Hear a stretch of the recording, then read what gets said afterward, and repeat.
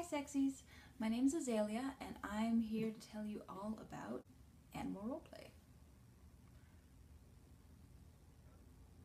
and ADHD. Okay, but seriously. So animal roleplay is also called pet play. Animal roleplay or pet play is something that I'm super passionate about because it gives people a chance to become something that they're not for a little while. Or for some people to become what they are. There are a lot of people who actually are an animal, or an animal has some connection to them. There's something that they just feel deep within themselves, this connection to an animal, and animal role play or pet play helps them to connect with that side of themselves. There's a lot of overlap in the animal role play community with the LGBT community, BDSM and kink. There are also connections to the furry community, obviously, because they are more into anthropomorphic animals, people with animal characteristics or animals with people characteristics. So you see a lot of talking animals, full body costumes, a lot of amazing artwork comes out of the furry community. Pet play tends to be more about really getting into the headspace of becoming an animal. For instance, a person who is a pony, as an example in Rebecca Wilcox's book, The Human Pony, there was an example of a person who was role-playing as a pony, and her trainer was giving her sugar cubes, and she was eating the sugar cubes. But the problem was that she was not supposed to have that much sugar, but because she was so deep into the pony headspace, into the mindset of being a horse, she was engaging in a behavior that normally her person side would be like, actually no, that's not okay. So that's just one example. It's not always a dangerous thing, it's just that sometimes people transform so thoroughly that their animal mind takes over and their people mind is kind of off in the background somewhere. So what kind of pets are there? A lot of the ones that you'll see the most often are ponies, puppies, kitties, foxes, wolves. Those are definitely the most common ones.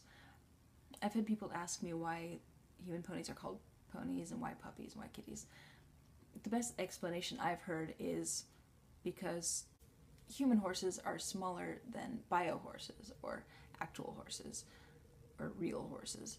So, therefore, they're ponies. They're like small horses. Even though there are people who are human Clydesdales and human Friesians and other large horses, but they're still called ponies.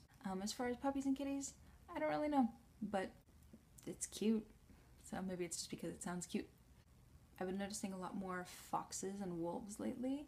I think that might be due in part to the popularity of the human fox hunts, where a human fox or other animal that just feels like getting hunted that day, they run off into the woods and they get a head start, and then the structure of it depends on which group is putting it on, but then a group of human puppies runs and tries to find the fox, and then there's the group of human ponies and their handlers, and they're chasing after the puppies trying to find the fox, and it's very exciting. And usually this is outdoors in nature, so it's nice to get to be an animal outdoors in the woods. It's sad to keep an animal inside all day, you know?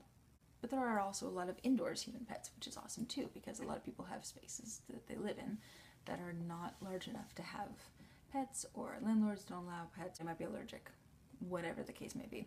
So they might have a human pet, and then that way they're able to have an animal and have the love and affection of a pet without all of the things that go along with having a pet, right? So the expenses, cleaning up after it, buying special foods for it, again, issues with the landlord or housing situation. Some other reasons that human pets are great is that sometimes it's nice to be able to transform somebody else into an animal. When you just want physical affection, or just cuddling, it's really nice to be able to be like, look, I don't feel like talking right now. I just want a dog. Could you just be my puppy for a little while? Transform them into a dog, and then there they are, ready to just curl up in your lap, bring you things. It's pretty fantastic. I strongly recommend it. I myself have been the owner of several human pets. I have also been several different animals, depending on the day and depending on the mood and depending on what what led to the decision to be an animal that day.